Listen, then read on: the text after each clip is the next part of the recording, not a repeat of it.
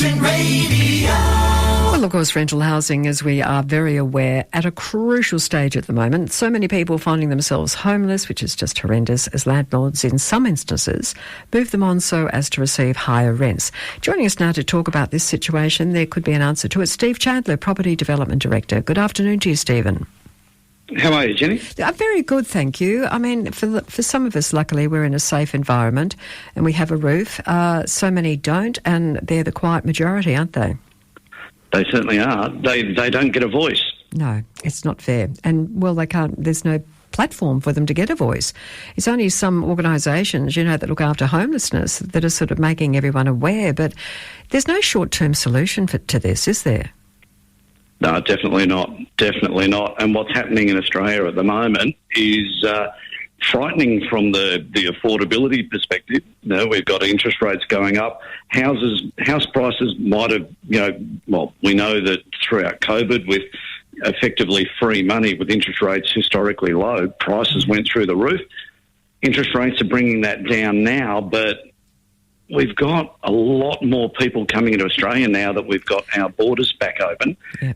And it's putting pressure on rentals.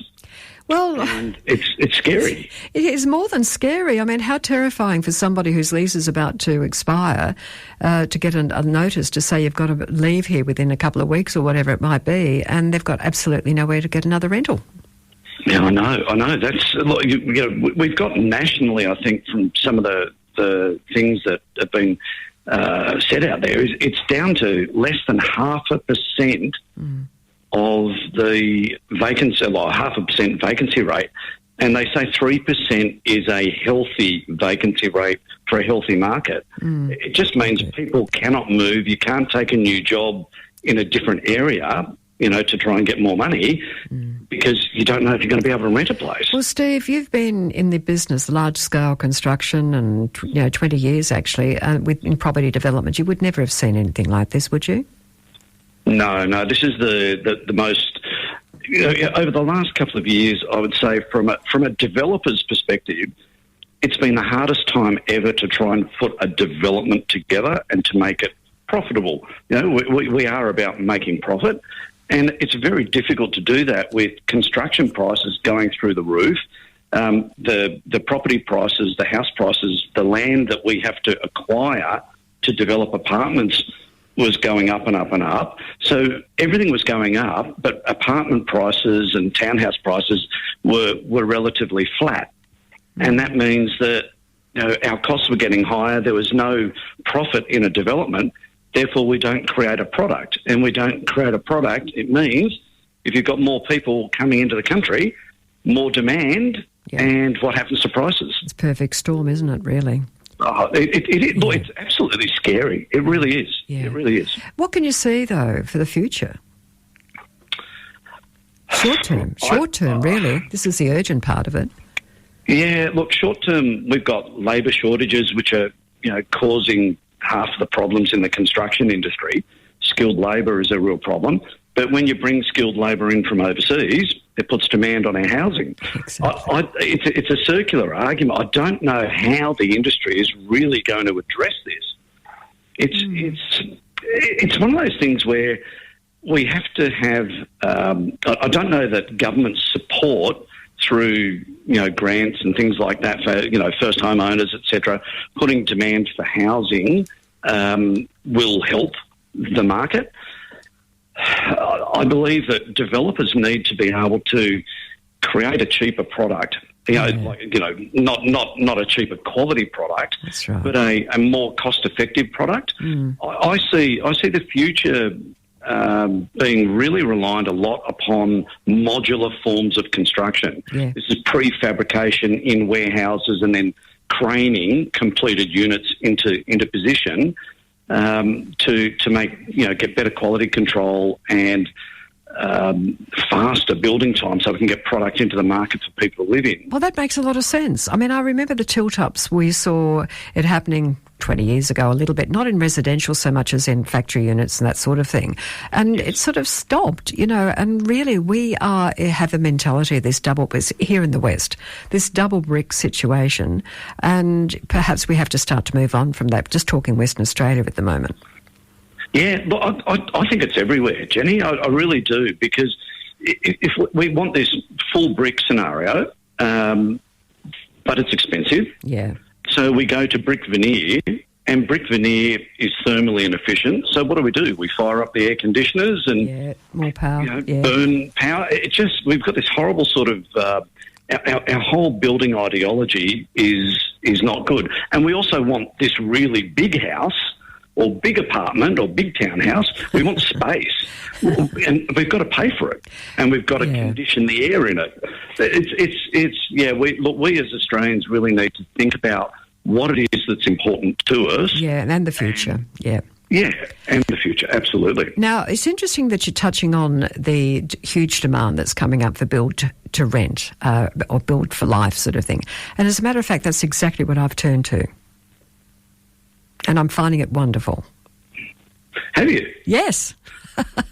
Tell me more. Well, I downsized. I had the big 4x2 and swimming pool and picking up leaves and all that sort of thing 4 years ago nearly now. And this concept was just introduced here in WA. And of course, it's been very popular in America and London, and for many, many, many years it's been very successful. And for people that don't realise is that it's a one strata building, and it's a 4-level one that I happen to be in. But there are others being built, on the coastline and everywhere. So if you are accepted in, if you're not too bad, if you're allowed to come in, it is fantastic. You haven't got rates, you haven't got levies, you have maintenance 24 hours a day, you have coffee 24 hours a day, you have entertainment, you have all sorts of fabulous things, very community-minded. Yeah, and I think a lot of people, the question really comes down to the affordability, what people can afford. Yeah. If you can get yourself into a nice position like that, that's fantastic. If you've got one of the things about build to rent we're seeing throughout the market is over the last sort of 10 years, while most of the larger scale developers have been trying to make it viable.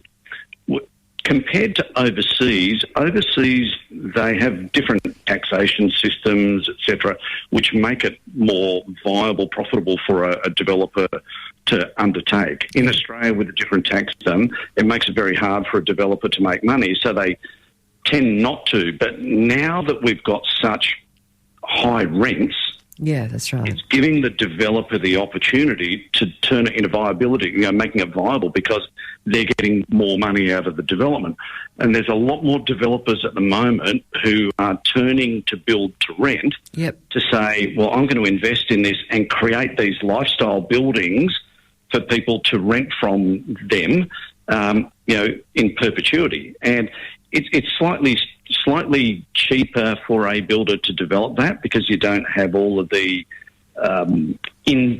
individual, I'm trying not to make this complex, individual fire compartmentalisation of the apartments. Yeah. You can do things on bulk. And for a developer, it creates a lifestyle, and they get people to move in. And once people move in, the idea is that they love where they live, all the facilities, the services, and they stay for a long time. That's exactly what's happening. And I've had 4 years to sort of experience it and question it in my own mind. I had advice before I went in, and it's just worked out to be terrific, because people now, especially in WA, and it's always been in Sydney, Melbourne, a lot of people live in a city and close to amenities. And of course, all the facilities are in every suburb now. Your streets are full of hospitality outlets and, parks. I overlook a beautiful park and a stream and a lake, and it's just lovely. And it is, you're right, you know people more. In the outer suburbs, you tend to go into your garage, sit in your backyard, and don't get to know your neighbours that well.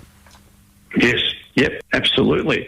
It's interesting, we talk about that. There's with getting to know your neighbours, for people who are struggling to pay their rent, etc., and who have to move into the co-living type of spaces, that's what we sort of more commonly know as boarding houses.